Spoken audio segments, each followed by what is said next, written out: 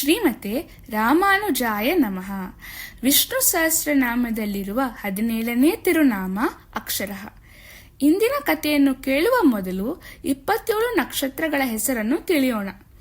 ಅವು ಅಶ್ವಿನಿ, ಭರಿಣಿ, ಕೃತಿಕಾ, ರೋಹಿಣಿ, ಮೃಗಶಿರ, ಆರಿದ್ರ, ಪುನರ್ವಸು, ಪುಷ್ಯ, ಆಶ್ಲೇಷ, ಮಕ, ಪೂರ್ವ ಫಲ್ಗುಣಿ, ಉತ್ತರ ಫಲ್ಗುಣಿ, ಹಸ್ತ, ಚಿತ್ತ, ಸ್ವಾತಿ, ವಿಶಾಖ, ಅನುರಾಧ, ಜ್ಯೇಷ್ಠ, ಮೂಲ, ಪೂರ್ವಾಷಾಢ, ಉತ್ತರಾಷಾಢ, ಶ್ರವಣ, ಧನಿಷ್ಠ, ಶತಭಿಷ, ಪೂರ್ವ ಭಾದ್ರಪದ, ಉತ್ತರ ಭಾದ್ರಪದ ಮತ್ತು ರೇವತಿ.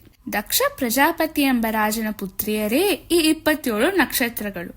ದಕ್ಷನು ಇವರೆಲ್ಲರನ್ನೂ ಚಂದ್ರನಿಗೆ ಮದುವೆ ಮಾಡಿಕೊಟ್ಟನು. ಈ ಪುರಾಣ ಕಥೆಯಿಂದ ಚಂದ್ರ ಮತ್ತು ನಕ್ಷತ್ರಗಳ ಸಂಬಂಧವನ್ನು ನಾವು ತಿಳಿಯಬಹುದು. ಚಂದ್ರನು ಅವನ 27 ಪತ್ನಿಯರಲ್ಲಿ ಕೇವಲ ರೋಹಿಣಿಯನ್ನು ಮಾತ್ರ ಹೆಚ್ಚಾಗಿ ಪ್ರೀತಿಸುತ್ತಿದ್ದನು. ಇದನ್ನು ಕಂಡು ಬೇಸರಗೊಂಡ ಉಳಿದ 26 ಪತ್ನಿಯರು ತಮ್ಮ ತಂದೆಯ ಬಳಿ ಹೋಗಿ ಚಂದ್ರನ ಬಗ್ಗೆ ದೂರಿದರು. ಕೋಪದಿಂದ ದಕ್ಷನು ಚಂದ್ರನಿಗೆ ಕ್ಷಯರೋಗ ಬರಲಿ ಎಂಬ ಶಾಪ ನೀಡಿದನು. ಶಾಪದಿಂದ ಚಂದ್ರನು ಪ್ರತಿದಿನ ದುರ್ಬಲನಾಗತೊಡಗಿದನು.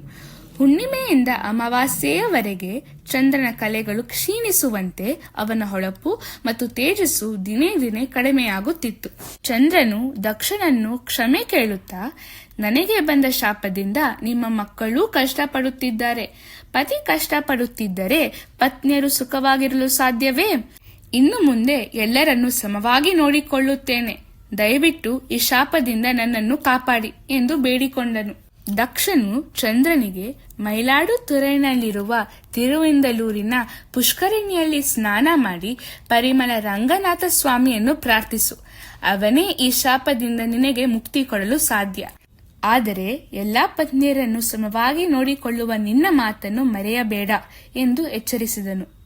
ದಕ್ಷನು ಹೇಳಿದಂತೆ ಚಂದ್ರನು ಪರಿಮಳ ರಂಗನಾಥ ಸ್ವಾಮಿಯ ಪೂಜೆ ಮಾಡಿದ ಕಾರಣ ಅಮಾವಾಸ್ಯೆಯಿಂದ ಹುಣ್ಣಿಮೆಯವರೆಗೆ ಚಂದ್ರನು ಬೆಳೆಯುವಂತೆ ಅವನ ತೇಜಸ್ಸು ದಿನೇ ದಿನೇ ಹೆಚ್ಚಾಯಿತು. ಚಂದ್ರನಿಗೆ ಇಂದು ಎಂಬ ಹೆಸರೂ ಇದೆ. ಭಗವಂತನು ಚಂದ್ರನಿಗೆ ಅನುಗ್ರಹ ನೀಡಿದ್ದರಿಂದ ಈ ಕ್ಷೇತ್ರಕ್ಕೆ ತಿರುಇಂದಲೂರ್ ಎಂಬ ಹೆಸರು ಬಂದಿತು. ಆದರೆ ತನ್ನ ಮಾತನ್ನು ಸರಿಯಾಗಿ ಪಾಲಿಸದ ಕಾರಣ ದಕ್ಷನ ಶಾಪ ಮತ್ತು ಭಗವಂತನ ಕೃಪೆಯಿಂದ ಚಂದ್ರನು ಇಂದಿಗೂ ಪ್ರತಿ 15 ದಿನಕ್ಕೊಮ್ಮೆ ಕ್ಷೀಣಿಸುತ್ತಾ ಮತ್ತು ಬೆಳೆಯುತ್ತಾನೆ. ಚಂದ್ರನ ಬೆಳಕು ಹೆಚ್ಚು ಕಡಿಮೆ ಆಗುತ್ತಿರುತ್ತದೆ, ಆದರೆ ಭಗವಂತನ ಪ್ರಕಾಶವು ಯಾವಾಗಲೂ ಒಂದೇ ಸಮನಾಗಿರುತ್ತದೆ. ಆಳ್ವಾರರು ಭಗವಂತನನ್ನು ನಂದಾದೀಪ ಎಂದು ಕರೆಯುತ್ತಾರೆ. ಅಂದರೆ ಸದಾ ಪ್ರಜ್ವಲಿಸುವ ಮತ್ತು ಎಂದಿಗೂ ಆರಿಹೋಗದ ದಿವ್ಯ ಜ್ಯೋತಿ ಎಂದು ಅರ್ಥ. ಕ್ಷರ ಎಂದರೆ ಕಡಿಮೆಯಾಗುವುದು. ಅಕ್ಷರ ಎಂದರೆ ಯಾರ ಕಲ್ಯಾಣ ಗುಣಗಳು ಎಂದಿಗೂ ಕಡಿಮೆಯಾಗದೆ ಸದಾ ಸ್ಥಿರವಾಗಿರುವುದು ಎಂದು ಅರ್ಥ.